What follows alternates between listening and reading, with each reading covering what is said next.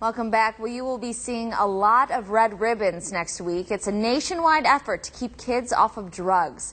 We're joined right now by Tyrone White. He's a coach and an author of Parenting a Winner, and motivational speaker Keila Buck. Good morning, guys. Thank you so much for joining us. Good morning. So we were just talking briefly before, a growing number of children over the age of 12 are now using drugs, particularly marijuana.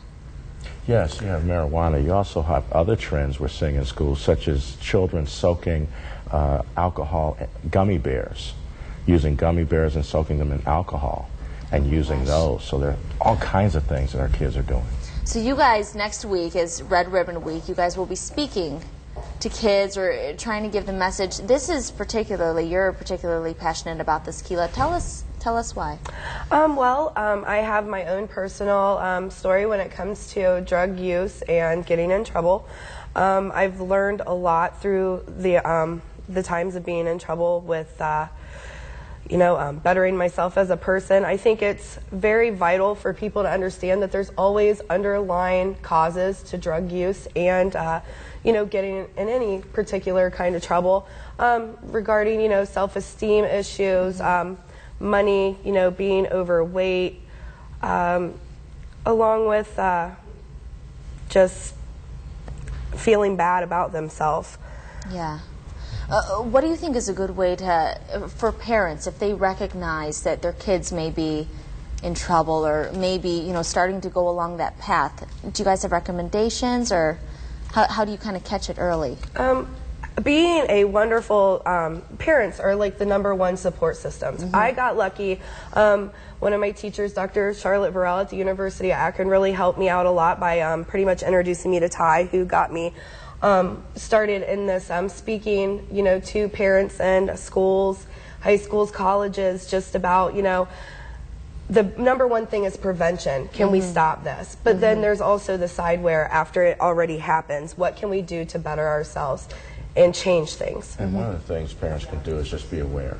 Recognize when your children are being isolated, isolating themselves from the family, having trouble in school, paying attention to your child's peer group.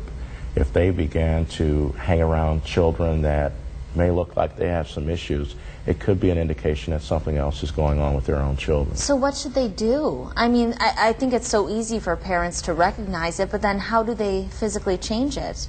One of the things that they can do is be actively involved in having discussions about drugs and what they do to the body and how they alter your personality and how it initially feels good, but then it's a crash that takes you into points of no return, where you will end up compromising the most important things to you to maintain the relationship with the drugs.